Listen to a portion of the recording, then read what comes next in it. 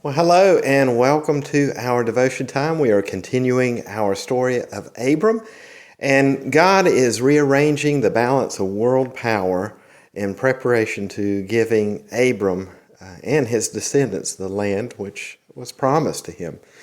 And as we think about that, as Abram is going off on his journey to survey the land, God is working, I guess you'd say, behind the scenes to take care of these occupants that were taking the land that wasn't theirs.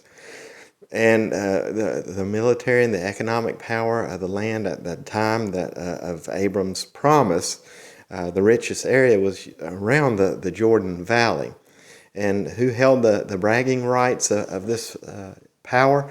Well, eternally, it was five many kingdoms that held sway that were part of the Canaanites. And externally was the Eastern Empire that held sway. It's the early Babylonian Confederation. If you've been with me in the study of Isaiah, got a little bit more detail about them in that study. But the Babylonian Confederation, which is now Iraq and Syria, LSR or Saudi Arabia, and they had tributaries as well that included some of the Arab tribes, now called Palestinians. And they vied for influence of the area that was Abram's. They wanted the trade routes. They wanted the rights for taxation there, really the Western Empire of Egypt. For now, however, Egypt, the Western Empire, was having problems of its own. And so this is another kingdom that we're talking about here. And if you remember, their trouble was that Pharaoh had to deal with some recent plagues that hit his household when Abram moved that way instead of going to the promised land that Abram had been told was his. He saw the desert there. He saw maybe the land didn't look quite as good, and Egypt did. And so that's taken care of. The Western kingdom or empire is kind of taken care of, is out of the picture at the time. Abram goes to the promised land, checks it out, and here the kingdoms are being, the two main powers now that were affecting the area, it's time for them to be taken care of as well. So we have the five many kingdoms of Canaan, and then the four allied kingdoms of the Eastern Empire centered in Babylon. And these were giants that I guess you'd say had to fall. But as we read a story, as we continue to read the Bible, the Lord has a well-deserved reputation of being giant killers.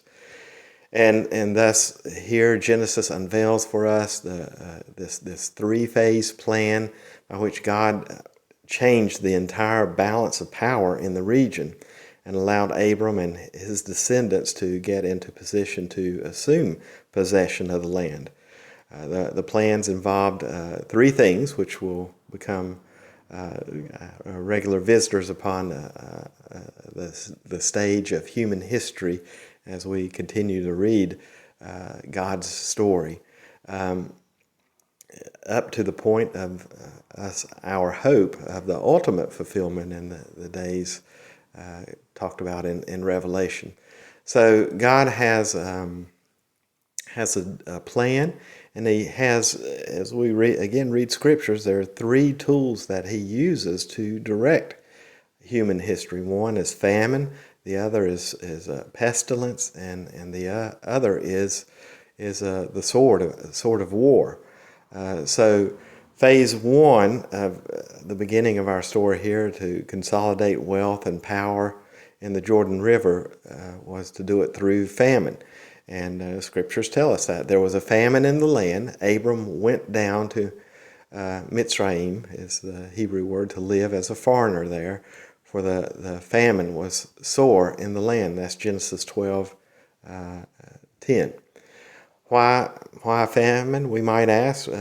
Just when Abram is arriving in the land that's to be his home, because the famine in the land would consolidate the wealth and the power in the only area of the land famine would not affect, and that would be in the well-watered areas, obviously, the fertile Jordan Valley. It's time of the famine that we see a mass migration of people occur. The economics of the river valley begin to flourish. So phase one of God's plan was already complete because Abram showed up with the famine in the land. All the wealth in Canaan was consolidated in the Jordan Valley. And this was happening again quite behind the scenes. Phase two comes about, neutralizing Egypt with pestilence. The second phase of the Lord's plan involved neutralizing the influence of the Western Empire, Egypt. Egypt had to be dealt with appropriately so that Pharaoh would not interfere with what the Lord had planned in Canaan.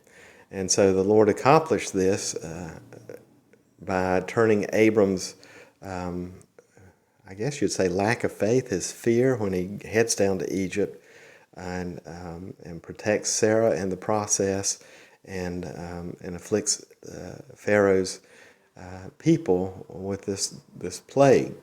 And Genesis 12:17 tells us this: the Holy One plagued Pharaoh and his household with great plagues because of Sarah, Abram's wife. So phase three is I guess you would say, a cup of trembling, as war.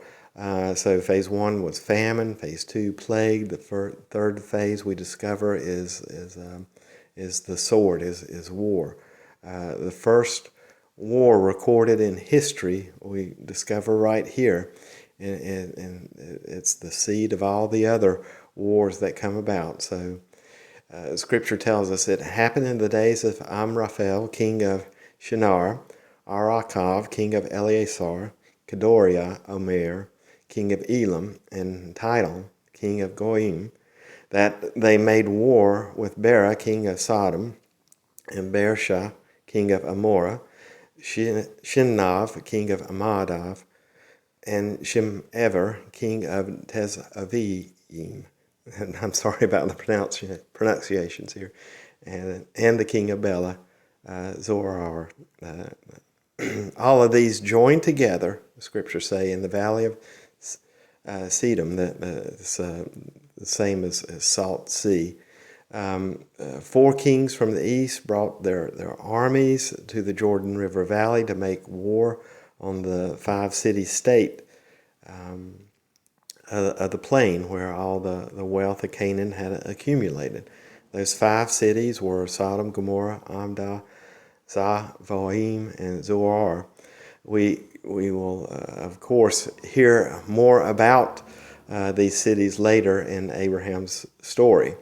With the arrival of the armies of the east, the Babylonian faction, the action picks up quickly.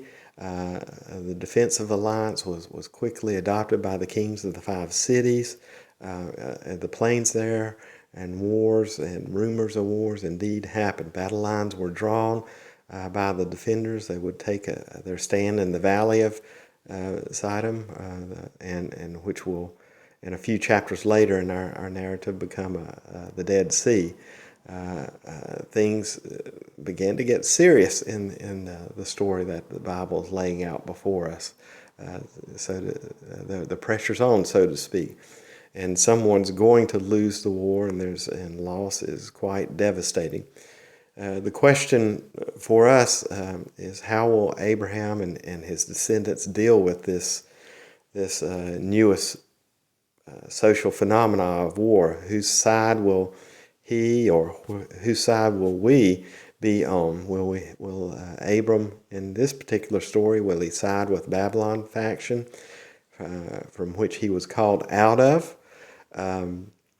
Or will he team up with a Canaanite confederation whose land the Holy One had promised to give Abram? And the right answer is, of course, neither. But had Abram not been preoccupied with God's new instructions to walk the length and the breadth and the height of the land, he probably would have been tempted to interfere in the war. After all, Lot was living in the area there in Sodom, and despite the crisis of separation they had just recently gone through, I'm sure Abram felt responsible for his nephew's safety. So the Lord sent Abram away where he would not even know the war was going on until it was over. And next time we're together, we'll talk about what Abram does after he discovers the war has already been fought and won and lost. Well, you have a great day today, a great weekend. I hope to see you Sunday, either here by internet or on our property as we worship together at Bethel. Well, take care. See you soon. God bless. Bye now.